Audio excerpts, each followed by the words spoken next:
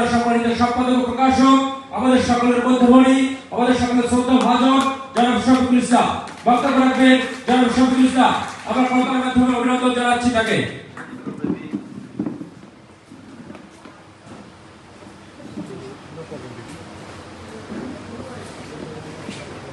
বিসমিল্লাহির রহমানির রহিম। আজ রাঙামাটি জাতীয় দৈনিক ভোরের চেতনা পত্রিকার 26 বছরের পদার্পণ উপলক্ষে অনুষ্ঠানের আয়োজন করা হয়েছে।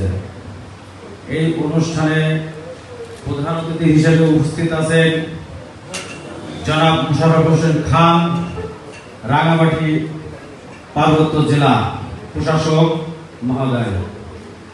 আমার মঞ্চে উপস্থিত আছেন ভোরের চেতনা পত্রিকার সকল সম্পাদক মন্ডলী সহ বিভিন্ন জেলা উপজেলা থেকে আগত সাংবাদিক ভাই ও বোনেরা ও শুভাকাঙ্ক্ষী সকলকে জানাই আসসালামু আলাইকুম। আজকে আসলে আপনারা অনেক দূর থেকে এসেছেন, অনেক ক্লান্ত, জেলা প্রশাসক তিনি ব্যস্ত আছেন। সব মিলিয়ে আমি বেশি কথা বলবো না। পত্রিকার যে গাইডলাইন একটু প্রশিক্ষণ টাইপের, আমি অনুষ্ঠান শেষে আপনাদের একটু গাইডলাইন দেবো, সেটা আমাদের অনুষ্ঠান শেষ করে।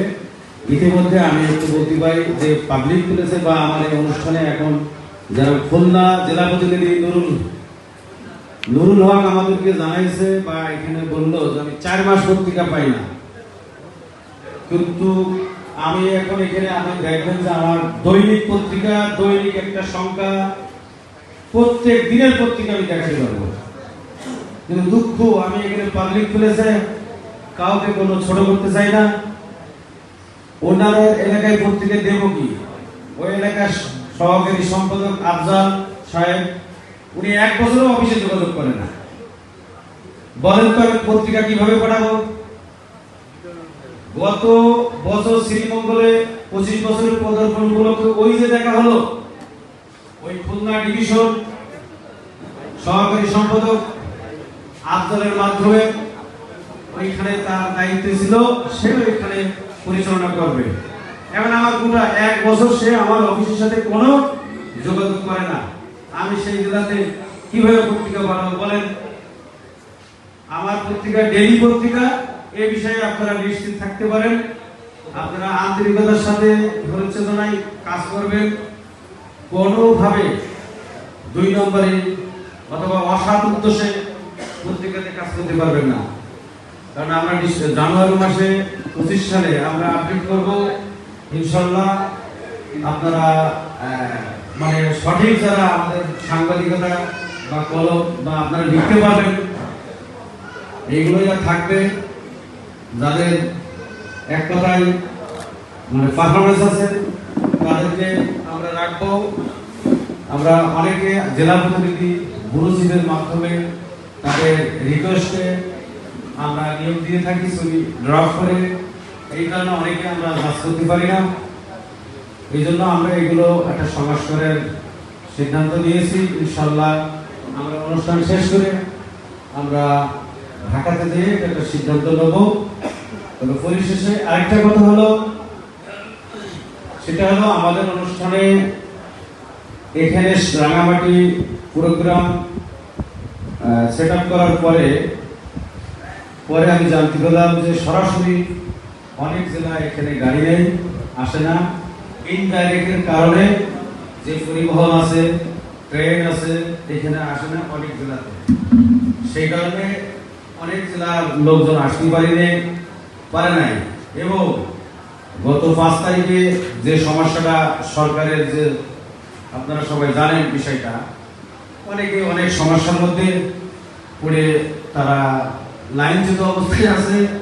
এই জন্য আপনাদের কাছে একটা রিকোয়েস্ট থাকবে, সংবাদপত্র জাতির বিবেক, আপনারা চৌকস অবস্থা নিরপেক্ষ থাকবেন। আর সাংবাদিকতা সম্মানিত ব্যক্তি হোক আর একজন নাগরিক হোক, কখনো আপনার নিউজের কারণে তার ভাবমূর্তি নষ্ট হবে, এই ধরনের নিউজ থেকে সাবধান, কারণ সম্মান কেরিয়ার গড়তে অনেক বছর লাগে। এই সম্মান আপনারা কখনোই নষ্ট করবেন না। নিরাপত্ত থাকবেন, সততার সাথে মাঠ পর্যায়ে সত্যের সাথে সংগ্রহ করবেন। সংবাদপত্র নিরাপত্তার সাথে আপনারা সংগ্রহ করবেন, কারণ রাষ্ট্রীয় চতুর্থ স্তম্ভ জার্নালিস্ট আজকে আপনারা যদি নর্মাল কোনো কাজ বা কোনো জায়গায় কোনো এই ধরনের কাজ করেন তাহলে অনেক খারাপ, এটা আমাদের অনেক দুঃখজনক বিষয়।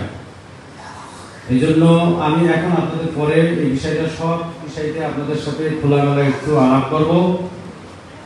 আমি বেশি বক্তব্য রাখবো না। আজকের এই অনুষ্ঠান, এত সুন্দর অনুষ্ঠানের উপহার বা আয়োজন করার জন্য আমি রাঙামাটি জেলা প্রতিনিধি জামিল মোস্তফা, সাথে কল্যাণ স্টাফ রিপোর্টার এই অনুষ্ঠানে অনেক পরিশ্রম করে এত সুন্দর অনুষ্ঠানের উপহার দেওয়াতে আমার ভরচেতনা পরিবারের পক্ষ থেকে শুভেচ্ছা ও অভিনন্দন।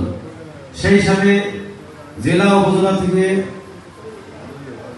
জেলা প্রশাসক সহ সকলকে আমার পক্ষ থেকে, ভরচেতনা পরিবারের পক্ষ থেকে শুভেচ্ছা অভিনন্দন জানাচ্ছি। আজকের মতো প্রথম পর্ব অনুষ্ঠান সমাপ্তি ঘোষণা করতেছি। তৃতীয় পর্ব এখনো আছে। সবাইকে আসসালামু আলাইকুম, খোদা হাফেজ।